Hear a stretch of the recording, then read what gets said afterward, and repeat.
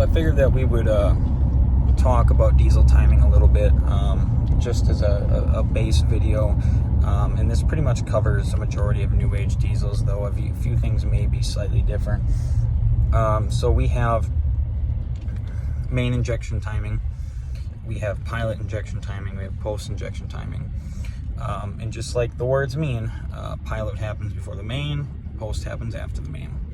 Okay, the pilot timing is utilized to basically, for the most part, eliminate clatter.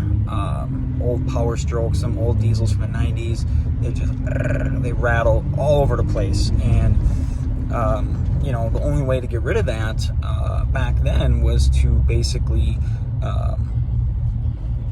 you had to spray the fuel closer to farther in the stroke in order to get rid of the noise, and that's not going to help for power, it's not going to help for emissions or anything else.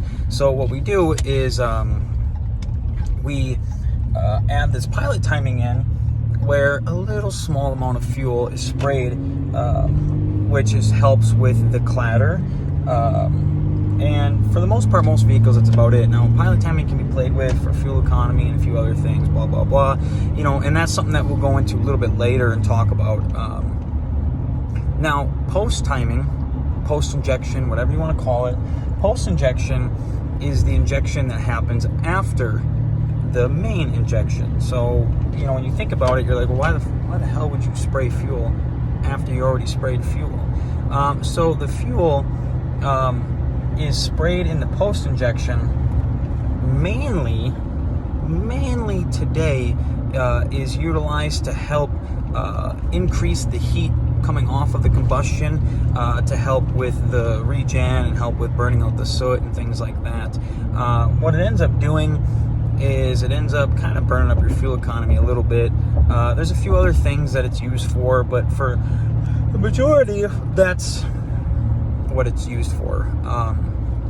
And like a dumbass, I took a wrong turn here, not paying attention. And then obviously the main timing has a lot to do with, you know, the vehicle running and driving. So with that being said, there's a lot of things that you can do, a lot of things that we do, other people do, blah, blah, blah. So we get rid of post-injection in trucks that don't have emission systems.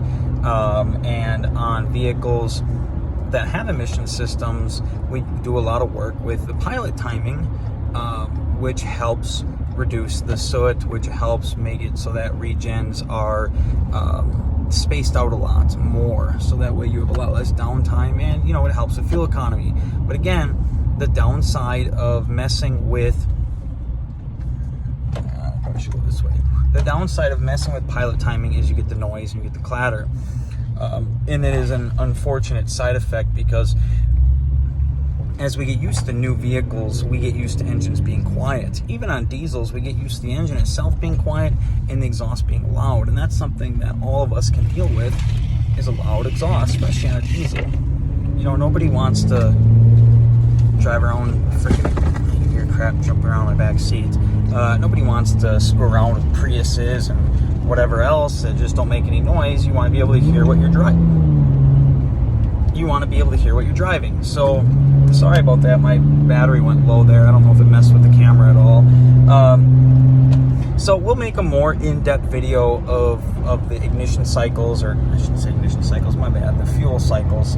You know, pilot timing, which would be pre-timing, main timing or main injection, things like that, and then the post-injection, what it's used for, SOI, so start of injection, and a lot of other things like that. But it's very simple for you to think about. So pilot injection is mainly used today to help reduce noise and clatter. Remove your pilot injection and you'll realize real fast that your engine gets extremely loud and really annoying. Post-injection's main purpose is emissions, and help emissions equipment. I believe there may be a little bit of help with emissions by itself, that if you didn't have equipment on the vehicle, you can use the post-injection to help with the NOx emissions and things like that. And then obviously your main injection timing is where your main fuel autonomy comes from, your power, things like that. And you know, one of the biggest mistakes we see when looking at other companies' files is that they have no idea what they're doing for any of the timing, all three of them, let alone the main timing. And it sucks because you have all these vehicles on the road getting crappy fuel mileage, not making good power, and things like that. So we will make more diesel videos to help out for people trying to understand the diesel timing especially as they start tuning with HP tuners or any other software, or just people that want to understand why their vehicle runs the way it does, or you know, and things like that. So I guess I'll end this video right here, and we'll do separate videos talking about each part of the timing and what we do to make power and things like that.